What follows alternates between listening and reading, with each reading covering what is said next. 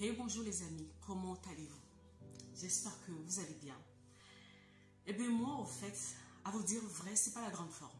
C'est pas la grande forme et je me suis sentie obligée au fait de sortir de mon silence.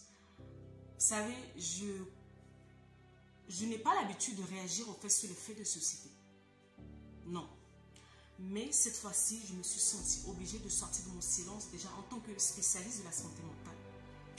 Et en tant que parent, en tant que mère, en fait, je me suis sentie obligée de parler un moment. Pourquoi? Parce que il y a des choses qui se passent dans l'indifférence totale. Et j'ai attendu au fait des réactions que je n'ai pas vues, en fait. Alors je me suis dit, il faut bien que quelqu'un puisse parler.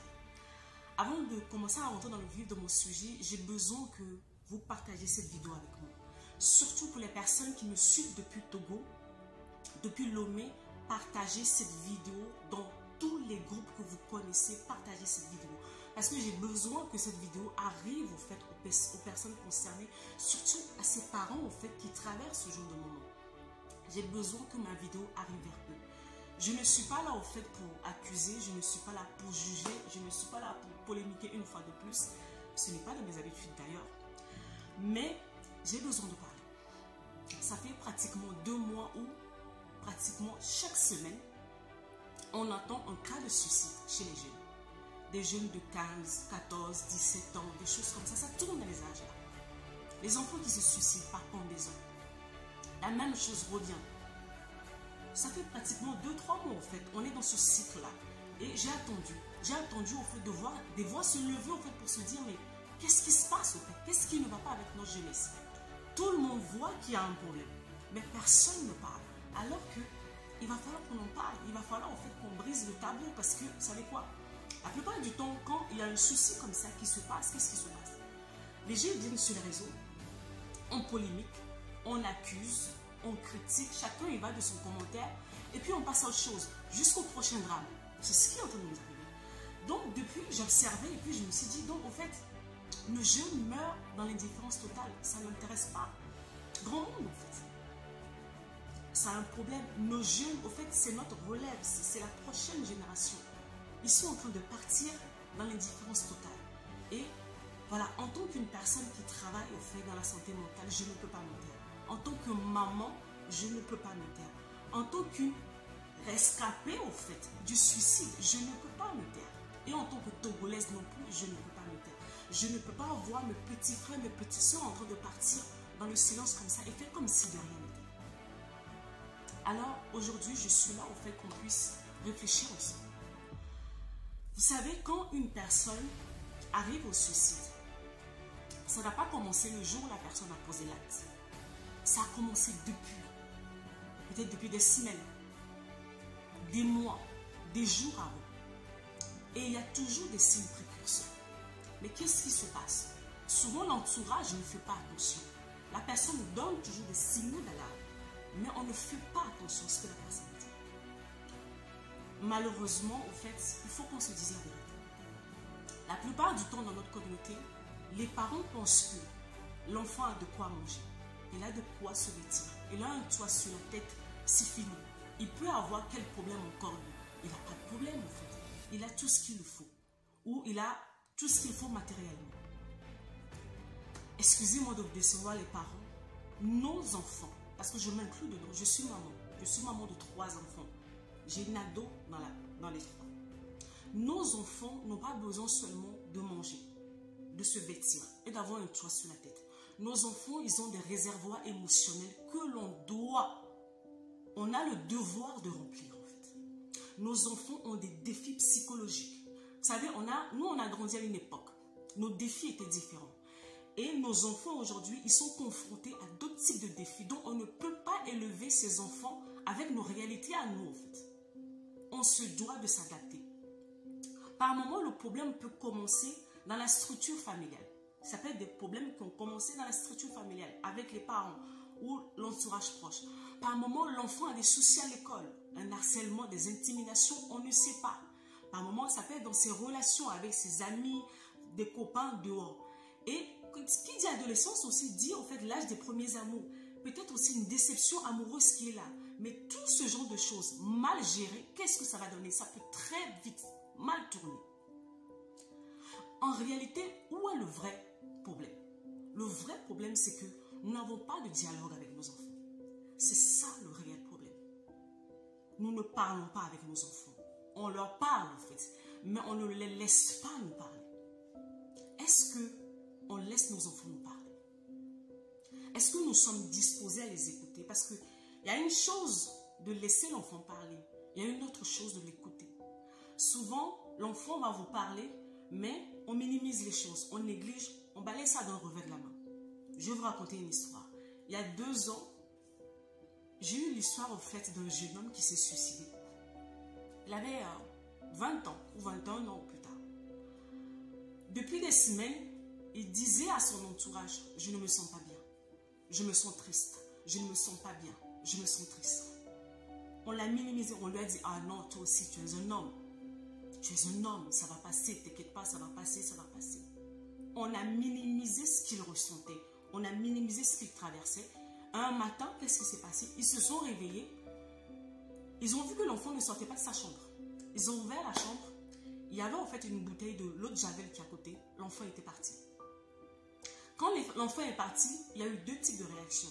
Il y a une catégorie qui ont commencé à crier. Ils nous avaient prévenus, ils nous avaient dit qu'ils ne se sentaient pas bien. Et là, la culpabilité commence parce qu'ils se disaient non, on pouvait faire quelque chose, mais on ne l'a pas fait. Et puis il y a l'autre catégorie qui va dire, qui a dit non, non, ça c'est l'envoûtement, ça c'est le diable, ça c'est ceci, ça c'est voilà, voilà, ok.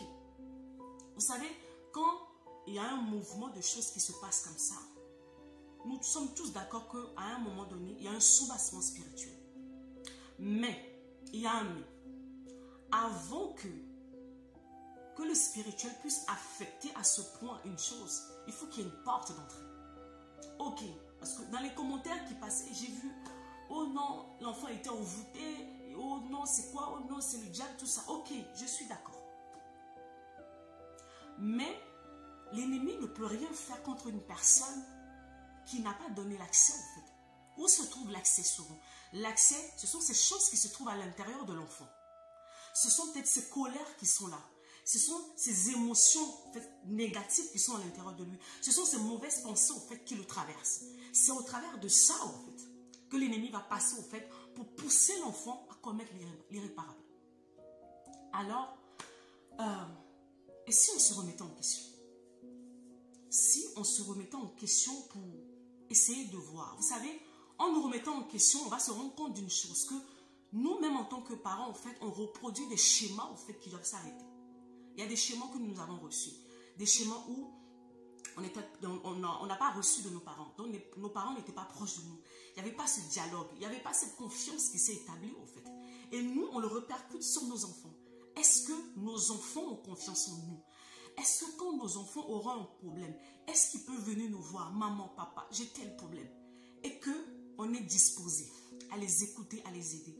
Pas à les accuser, pas à les pointer du doigt, pas à les rejeter. Parce que la plupart du temps, souvent, c'est ça en fait. Quand l'enfant prend le courage de venir nous voir pour nous dire les choses, soit il est rejeté, soit il est blâmé, ou soit on minimise. Très peu, il faut qu'on se dise la vérité, très peu de parents prennent au sérieux au fait quand les enfants leur parlent au fait de ce genre de défis qu'ils ont à l'intérieur d'eux. Les enfants sont des êtres humains. Ils ont des pensées, ils ont des émotions comme vous, ils ont des défis comme vous.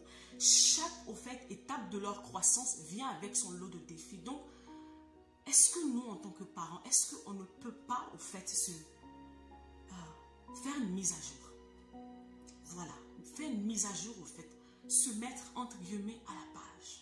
Si nos enfants ont besoin de nous, la santé mentale, quand souvent je parle de la santé mentale, les gens ils pensent que non, on parle d'une personne qui a des problèmes de folie. Non, la santé mentale c'est tout ce qui est attrait en fait aux émotions et aux pensées de la personne. Et notre vie commence par là, la vie de ces enfants commence par là. Si on ne suit pas ces enfants, si on ne prend pas de les écouter, on ne prend pas le temps de les rassurer, le temps de les accompagner, ça va être compliqué. On va se retrouver de plus en plus devant ce drame, malheureusement. Nos enfants ont des défis. Est-ce que nous, parents, nous sommes prêts à nous remettre en question pour pouvoir accompagner ces enfants comme il faut? Nous remettre en question va nous demander au fait de regarder un certain nombre de choses sur nous-mêmes, sur nos propres failles, en fait. Est-ce qu'on peut faire quelque chose? Parce qu'on ne peut pas continuer, en fait, à laisser nos enfants mourir comme ça. Ce n'est pas normal. Il faut qu'on fasse quelque chose. Et au-delà de ça, vraiment, toutes mes condoléances, en fait, aux parents qui sont en train de traverser ces moments durs. Je n'imagine même pas votre peine, en fait, et je suis très mal placée pour pouvoir vous juger. Je ne suis pas là pour vous juger. Je suis là pour dire, est-ce qu'on ne peut pas essayer de faire les choses autrement? Vous savez, aujourd'hui, je suis maman. Plus jeune, j'ai fait 2 tentatives de suicide par médicament. Mon entourage, en fait, ne savait pas que j'allais mal. Ils ne le savaient pas. Non, ils n'ont rien remarqué, en fait. Ils n'ont rien vu. Mais je suis là aujourd'hui. Alors, voir ce genre de choses et me taire, je dis non.